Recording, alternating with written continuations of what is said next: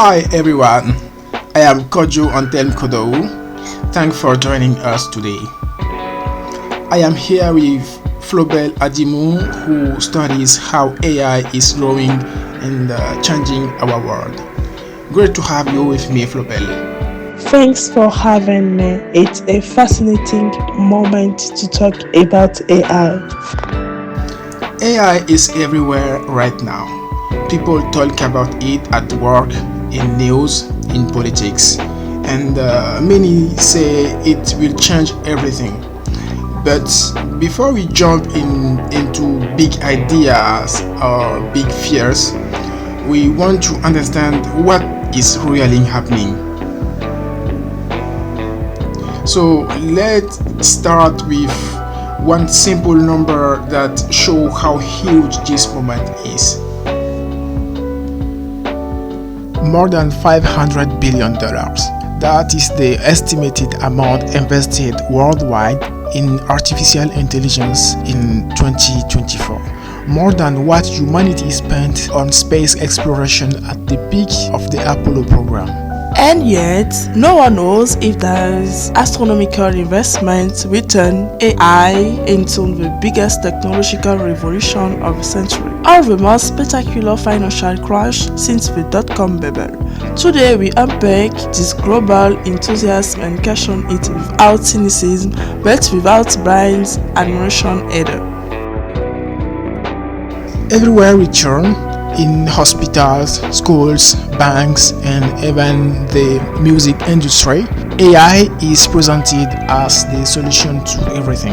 Optimize productivity, eliminate errors, automate tasks, generate creativity. It almost sounds like a new industrial miracle. But investors, politicians, and citizens remember something: humanity has already fallen in love with technology, invested massively in it, glorified it, and then paid the price. The internet in 2000, cryptocurrencies in 2021, 3D printing in 2014. So where does AI stand on that timeline? The current AI landscape is unlike anything we have ever seen. Tech giants are in an arms race. Microsoft has invested more than $10 billion in OpenAI. Google has redeployed entire departments toward AI development after feeling threatened. Even governments are scrambling to legislate before they lose control. The economic consequences are already massive. Nvidia, once mainly associated with video games, become one of the most valuable companies on the planet because AI models require millions of GPUs. In 2020, almost no one cared about the price of high-performance chips. Today, companies and even universities fight to reverse them.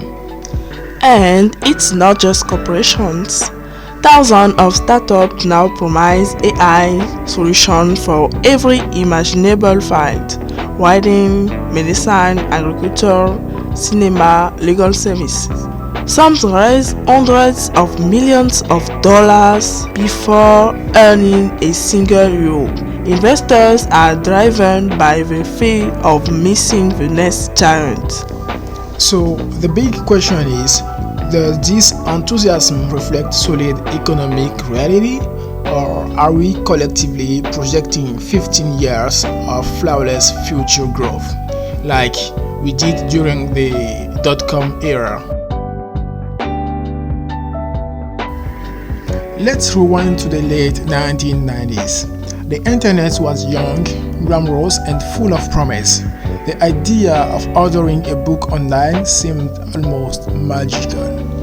Venture capital poured into anything ended in .com, and the markets didn't reward profitability, they rewarded ambition.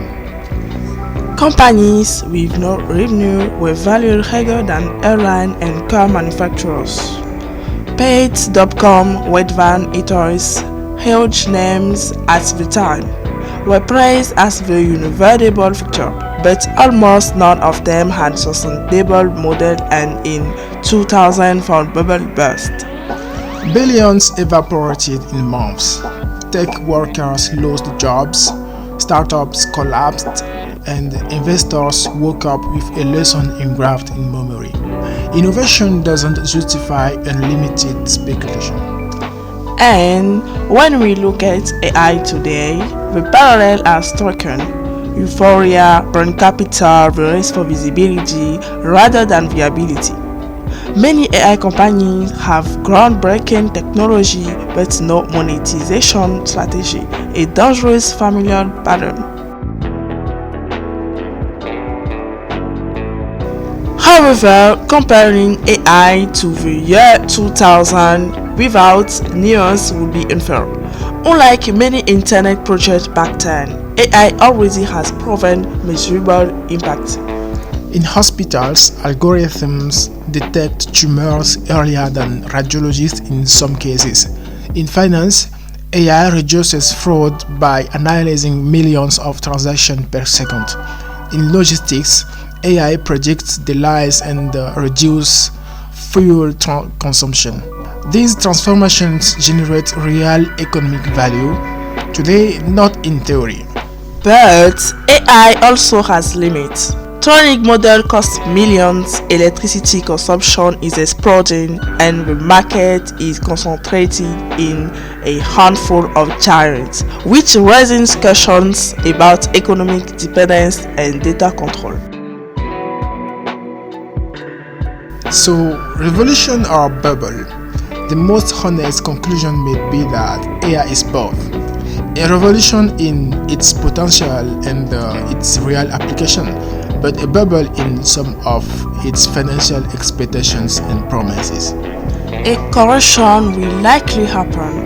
Many AI companies will disappear, but the survivors may reshape entire industries just like Amazon and Google rose from the ashes of the dot-com crash. The real question for the coming decade isn't whether AI will succeed, it will.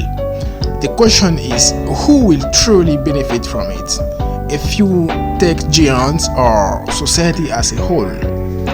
And maybe the greatest risk is not that AI is a bubble, but that once the bubble bursts, we might leave the technology in the hands of only those powerful enough to withstand the crash.